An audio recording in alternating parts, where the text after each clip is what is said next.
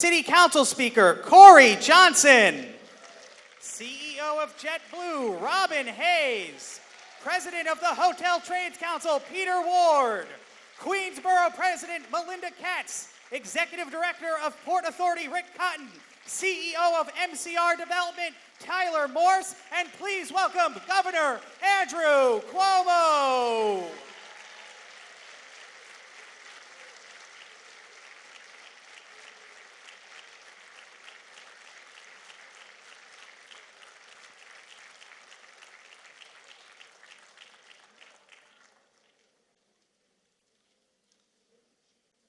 Good morning.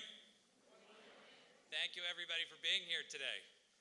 Welcome to the sexiest airport in the world, JFK Airport. I'm excited to stand here today with Governor Cuomo for the historic opening of the TWA Hotel. First, we will hear from Governor Cuomo after myself, and then we'll take a break to cut the ribbon for today's grand opening. Then we'll hear from Rick Cotton, the Executive Director of the Port Authority of New York and New Jersey, Queensboro President Melinda Katz, President of the Hotel Trades Council, my friend Peter Ward, CEO of JetBlue, my friend Robin Hayes, and finally City Council Speaker Corey Johnson. I'd also like to recognize a couple of special guests that we have with us here today.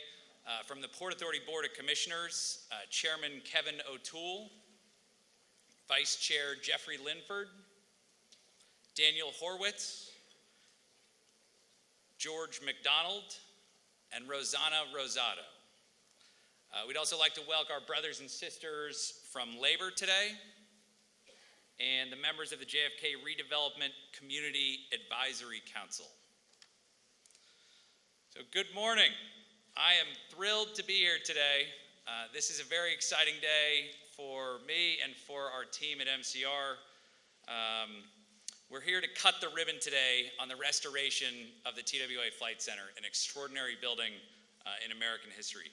This architectural masterwork has been closed and dormant for almost 20 years. The structure is a testament to the men and women of Trans World Airlines, one of the pioneers of modern aviation. This is where it all started, where the jet age came of age. JFK was the biggest airport in the world when it was built, 6,000 acres. It ushered in an age of travel that we all now enjoy. We travel for work, we travel for play, we travel to see friends and family. The birth of the jet age here in New York City framed our modern world. This TWA Flight Center was built by Howard Hughes and Eero Saarinen as a cathedral to aviation. We lovingly have restored this magnificent structure to its glorious opening in 1962. Eero Saarinen said he wanted to express the excitement of air travel. And this building captures that excitement in every pore, in every curve, in every swooping movement. But this project is much more than a building. We also wanted to bring back the spirit of a wonderful era. The year was 1962. Kennedy was president. It was Camelot. John Glenn had just circled the earth. James Bond did his first film that year, Dr. No. Spider-Man came out that year. The Beatles were on the hi-fi. The Boeing 707 had revolutionized air travel. The supersonic jet was in development. The World War was behind us. We hadn't yet gotten into drugs or assassinations or hippies. The microwave oven was now in consumer reach. Ford came out with the Mustang. Andy Warhol painted his famous Campbell's soup can. Kennedy announced we'd have a person on the moon by the end of the decade. America, New York City was looking skyward, and this building embodies that spirit. We wanted to capture the ethos of that era and infuse it back into this hotel at Idlewild Airport. But let me tell you, and I'm going to be honest with you, this is a crazy project. I met with Mayor Mike Bloomberg at the very beginning of this project, and he looked at me across the breakfast table and he said, "You're crazy." He said, "Don't do this." But look around you. Look at this building. I was drawn in, as all of you today here have been. I was sucked into the magnificence of the TWA Flight Center. I'm here today to say thank you. Thank you to a lot of people But before I get into that, let me tell you a little bit about the TWA Hotel and the TWA project and what our wonderful team has created. We built 3 buildings and restored the Saarinen building that we're sitting in now. So what is the TWA Hotel? It is 512 guest rooms. Each one has a 5-inch thick curtain wall glass, 7 panes of glass, the second thickest curtain wall ever manufactured. A 50,000 square foot event center with 45 meeting rooms. It was all dug out right behind us in the space between the tubes. And the airplane is actually sitting on the roof of that building. We dug down 40 feet, 32 feet below the water table, dewatered the site at 4,000 gallons a minute for 9 months, 24/7. That's a swimming pool every 8 minutes to keep the hydrostatic pressure away. We have a 200,000 square foot lobby. You're sitting in it.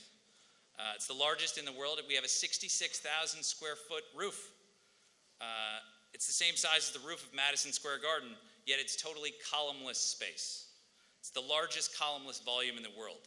This is really the 8th wonder of the world. We have a museum to the jet age, mid-century modern greats, in the history of TWA in partnership with the New York Historic Society. We have a 10,000 square foot fitness center, the largest hotel gym in the world. We have a Spanish Bosque over on the corner of the site with Central Park-like seating and a 1963 coffee van in it. We have a rooftop infinity edge pool that was inspired by the Hotel du Cap in Cap d'Antibes in the south of France. Yet instead of seeing the Mediterranean over the edge of the infinity edge, you see runway 4 left and 22 right. To some people, that's more beautiful than the Mediterranean. We restored 100,000 square feet of Saarinen's penny tile. You see it all around you. It crawls up the walls. There's no right angles in this building. Take a look. It's really an extraordinary feat. We built our own power plant for this project. We're completely off the grid. This is the greenest building in the entirety of New York City. We use battery storage.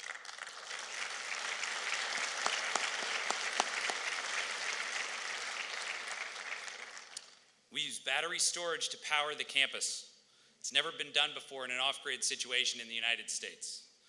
We basically have a Tesla on the roof of our building. We created our own font for this project, based on the design of Eero Saarinen in his architectural drawings. We call it Flight Center Gothic. We created our own pencil program. We manufactured 375,000 pencils in Shelbyville, Tennessee at the Musgrave Pencil Factory. We ordered 600 Western Electric's rotary dial phones on eBay. And we converted every single one of them to a voice-over IP phone. It has a pulse to tone converter box and then a tone to voice-over IP. So you can do your Chase banking on the rotary dial phone. We commissioned Solari de Udine to build the replacement split flap boards that you see behind us. They made the original split flap boards in 1962, and they were thrilled to be a part of this project again. It's very hard to find those. There are coffee cup holders outside of every room, so you no longer have to fumble around in your pockets for your keys and balance your coffee in your other hand. All of our electrical outlets are at waist level, so no more crawling around on the floor to try to plug in your phone. We moved the mixing valve on the showers to the entry side of the shower, so now you don't have to put your hand under the water to test the temperature of the water. Our guest room millwork was all made in Amish, Ohio by master craftsman Eli Yoder. We shared pork chops together in Ohio. We didn't use the cheap Chinese alternative, and most of the Saarinen building millwork was made right here in Queens.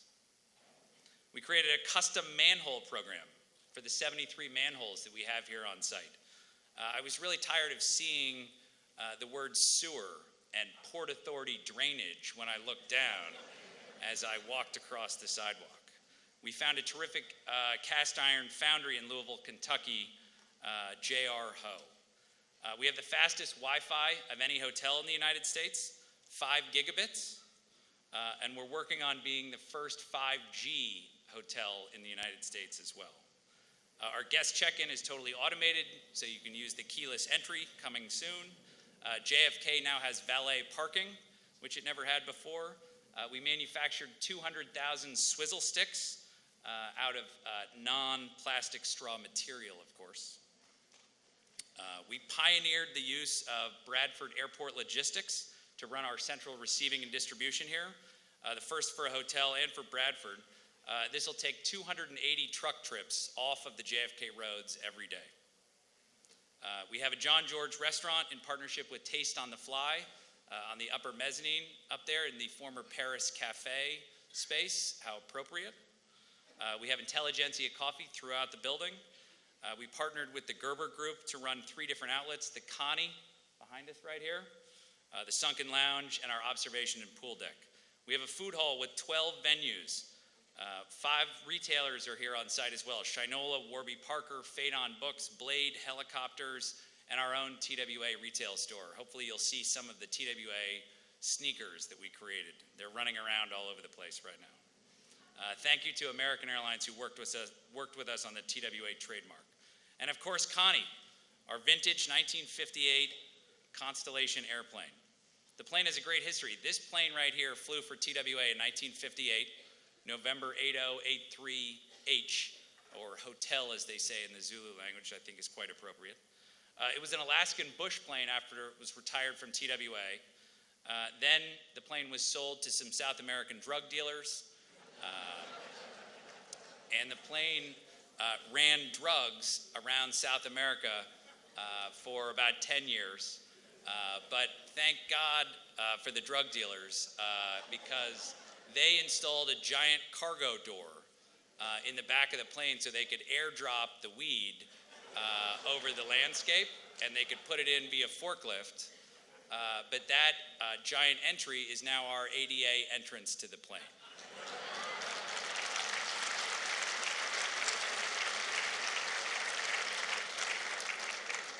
The drug dealers actually ran the plane into a ditch in San Pedro Sula, Honduras. One drug dealer sold it to another for $150 on an as-is, where-is basis.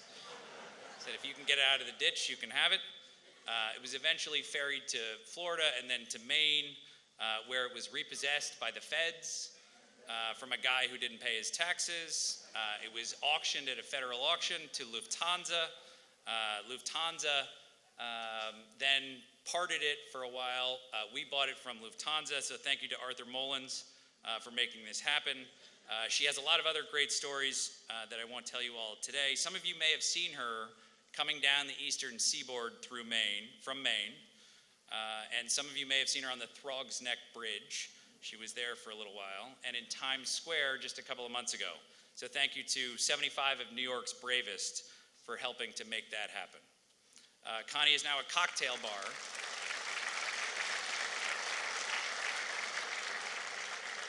She's now a cocktail bar, and she has a live feed of the JFK Air Traffic Control Tower in the cockpit of the plane. So the kids can pull on the yoke, push the throttles, and have fun and feel like they're taking a trip right on our plane. So how do we pull this all together? It took a lot of hard work. 7,000 people worked on this project in 178 different companies. We worked with 14 preservationist groups, 22 government agencies. We participated in 18 workforce employment programs. We did an environmental assessment with the FAA. We went through the New York City ULURP process. Thank you to Queens CB 10, 12, and 13 for their unanimous support in bringing this project back to life. Our team at MCR has done an incredible job at coordinating this effort. We're very proud to have delivered this project 2.5 years after we started construction. Contea Chitness, William White, and Jamie Zanziger coordinated a massive effort to pull the development and creative side of this project together. Jason Garone, right here in the front row, did a spectacular job in leading the construction of this project, worked tirelessly with Sylvie Blondeau, Antonia Botero, and Pete Foster. The Turner construction team did a great job from start to finish, and I'd like to personally thank Gary McCassie, Vinny Masucci, Janice Camarillo, and Peter Daverin. I'd also like to give a special shout out to Gus Galitos and his team who did multiple construction projects, one of which is a 4-month construction project that he completed in 3 weeks. Carlos Gomez, Marty Batura, Roger Jarman restored Connie to her best self and also did quite a great job of dragging her all over the eastern seaboard. Eric Palmer got the hotel ready to open, hired a great operating team to get the TWA Hotel ready for action. We worked with 9 law firms on this project, but the best lawyer of them all is and always will be Stephen Lefkowitz. Overall, we created 4,000 jobs on the project. We had a 17% MWBE goal, and we're very proud to have hit 22% MWBE participation.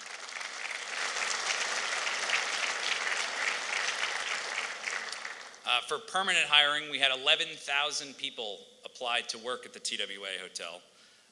We hired 77% minorities, and 49% of our hires were from the great borough of Queens. Thank you, Martha. The TWA Hotel will be LEED Gold certified as well. We did all of this with 100% private dollars. There was no government funds put into this project at all. But let me tell you, it took a village to put this project together. Our friends at the Port Authority were terrific partners. I told Pat Foy and I've told Rick Cotton that I would do an infomercial for the Port Authority.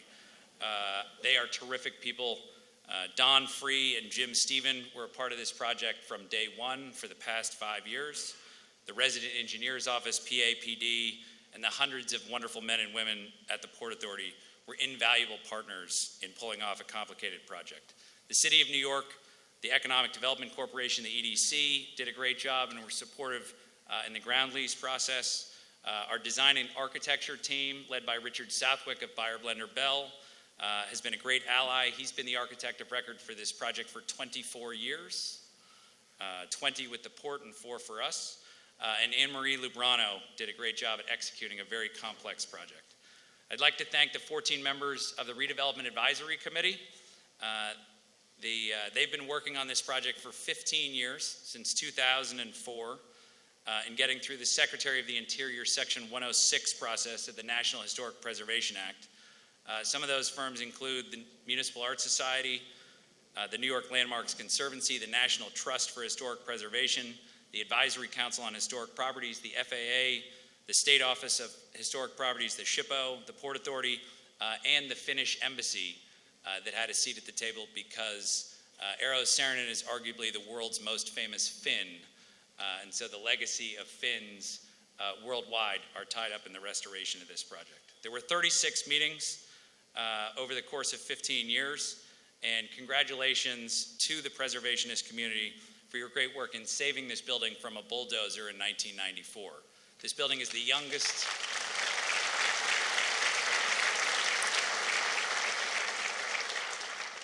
This building is the youngest building to ever be landmarked. There's an unwritten rule that you got to be 50 years old to get landmarking status. This building was landmarked at age 32, so it was really a child prodigy. But it was a big deal because when TWA was faltering, people wanted to take the building down. So I'd like to thank especially Beth Cummings from the New York State SHPO, who was always a steadfast believer in this project. JetBlue was a tremendous partner and believer from day one. Thank you, Robin, for never taking down the TWA letters that are on top of this building.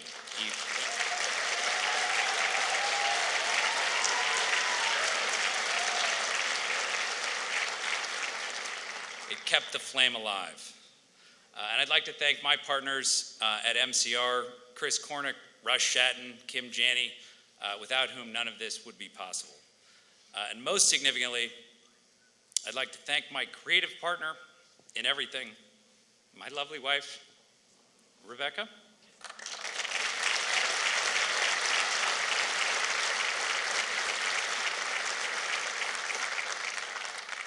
This project has often been referred to as our third child, and that baby is all grown up now.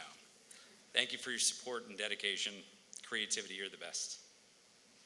And to our girls, Georgia and Phoebe, thank you for your help with the electrical work. Don't tell Local 3. and for allowing TWA to be a part of our family. I look forward to a Shirley Temple very soon. Thank you all for coming today to open the TWA Hotel and to reimagine our future by restoring Eero Saarinen's 1962 vision. Up, up, and away with TWA.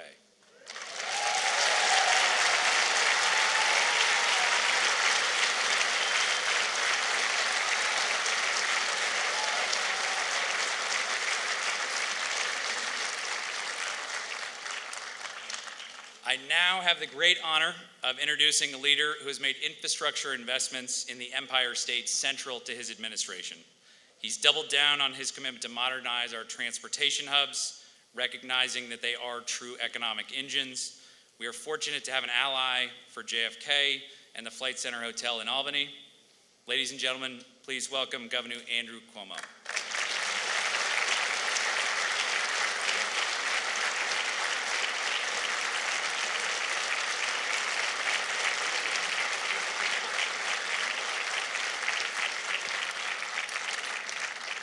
Wow, wow, wow. What a great day. How beautiful is this?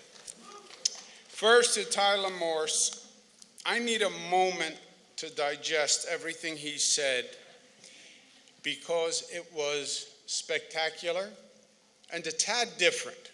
So I'm going to hold him for last. But first, to Robin Hayes and JetBlue. JetBlue has been such a great partner to New York in everything we do. Whenever we need a friend, whenever we need someone to step up to the plate, whether it's the hurricane at Puerto Rico, whatever it is, bringing assistance. JetBlue has been a phenomenal New York partner. Robin Hayes, thank you very much.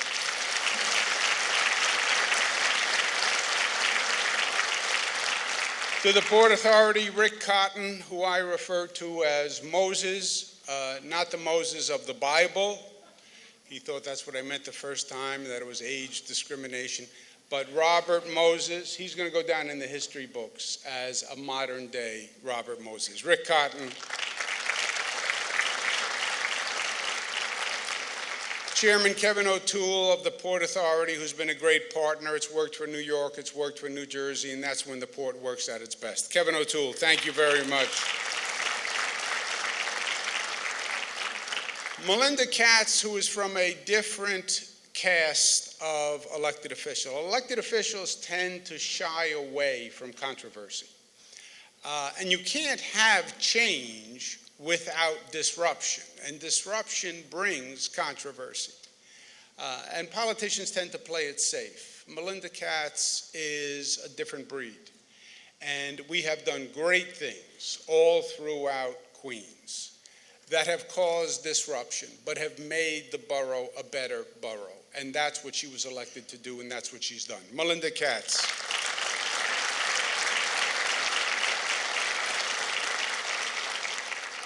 Peter Ward, who is the most progressive labor leader in the state of New York, and shows that you can both be progressive and intelligent at the same time.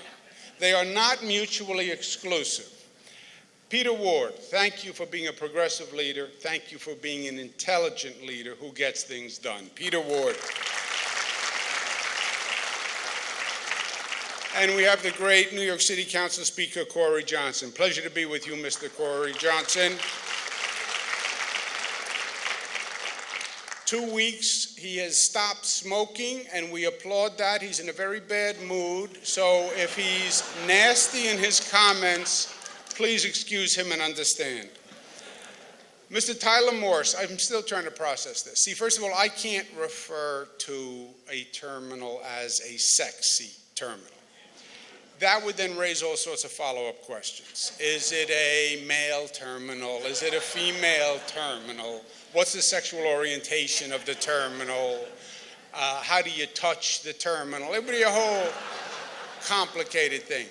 I could not say, thank God for the drug dealers. You know, that quote they would take, and I would then be the former governor of New York, Andrew Cuomo. I understand what you meant about Connie, the airplane, but I can't say. You can say, thank God for drug dealers dropping weed. I am not at that state yet. I want you to know.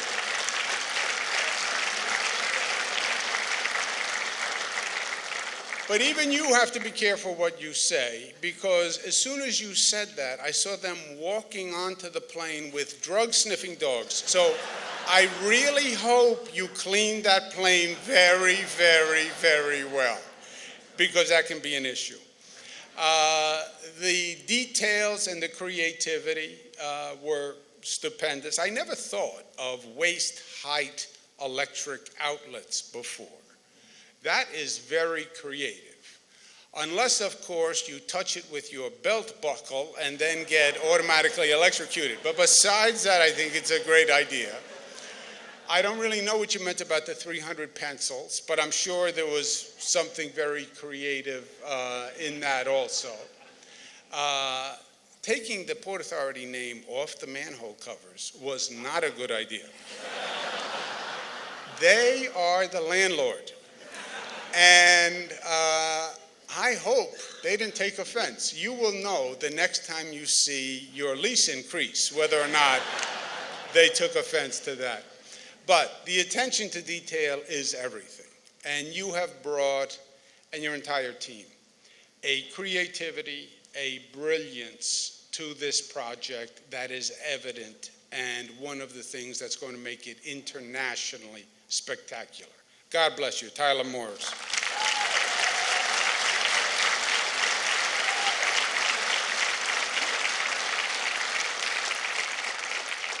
Now, for all you business types, and I can tell by the suit and the tie and government types, this is a smart project, beyond the creativity and the symbolism. It's a smart economic project. And maybe Mayor Mike Bloomberg didn't get it when you talked to him about it, but that was at a different point in time. This is smart economically because you are first in and you are on the cusp. You are on the cusp of an entire JFK renovation. $13 billion coming into JFK. It is going to be a different airport, new gates opening 2023, and it is going to be what New York deserves, which is the front door for an international community to come and visit and do business, and you got there first, and that is economically smart. And the $268 million investment that your private partners made is going to be returned in dividends because you were smart on the cusp of this new airport. And it's not just this new airport, because as you know, we are in the birth of an entirely new transformation for the state of New York. No state in the nation is rebuilding the way the state of New York is, over $150 billion. Why? Because we got tired of hearing the federal government saying they were going to get into the infrastructure and rebuilding business and do nothing. When you think about it, this country, this state, is a built environment. What made us who we are and what we are is what we built. This was not a case of evolution. New York was daring, meets skill, meets competence, meets vision, and we went and we did it. We built a nation, we built a state. And somewhere along the way, we lost that confidence and that energy. And now we have a federal government saying, I'm going to invest $1.5 trillion, now $2 trillion. I haven't seen 50 cents from the federal government, okay? But New Yorkers' way is not to wait. Right? We make our own future. We make our own history. We make our own destiny. And we have a $150 billion program, the largest infrastructure program in the United States. A new JFK.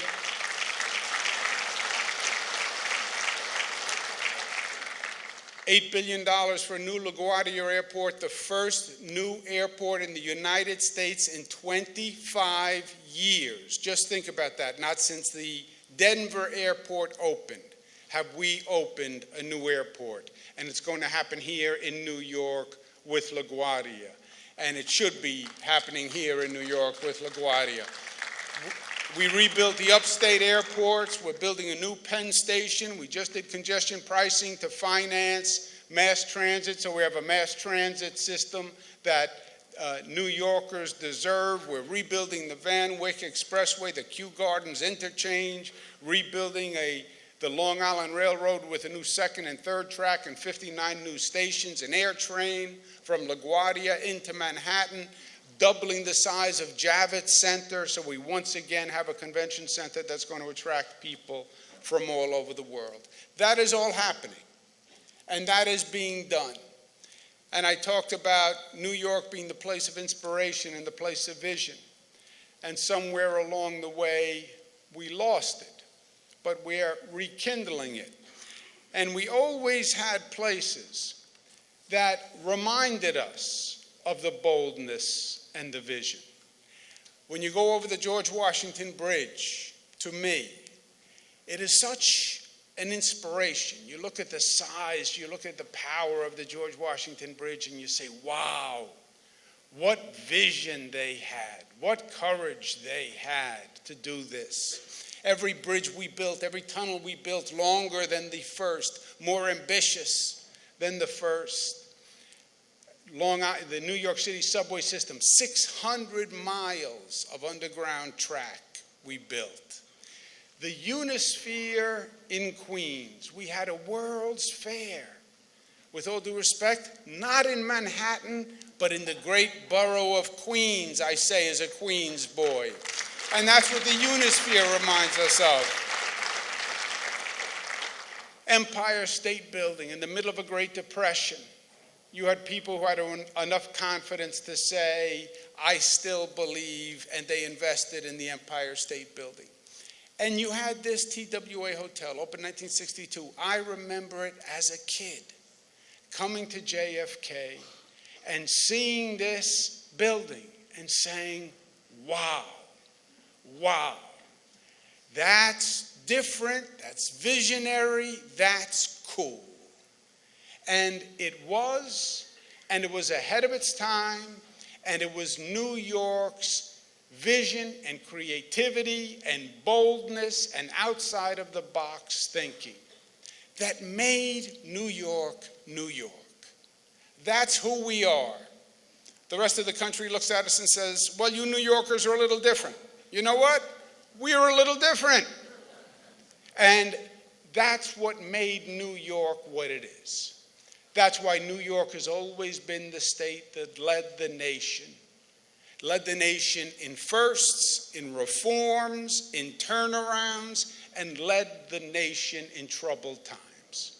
When the nation needed to find the direction forward, you could always look at New York, and New York pointed the way forward. This rebirth says, yes, we can. We haven't lost our imagination, our boldness, our creativity, our daring. We are still one step ahead of everyone else. You want to know where the future is going to lead? Look to the state of New York. The best is yet to be, and this hotel is a beautiful example. Thank you, and congratulations to all of you involved in making it a reality. Ladies and gentlemen, we will now cut the ribbon.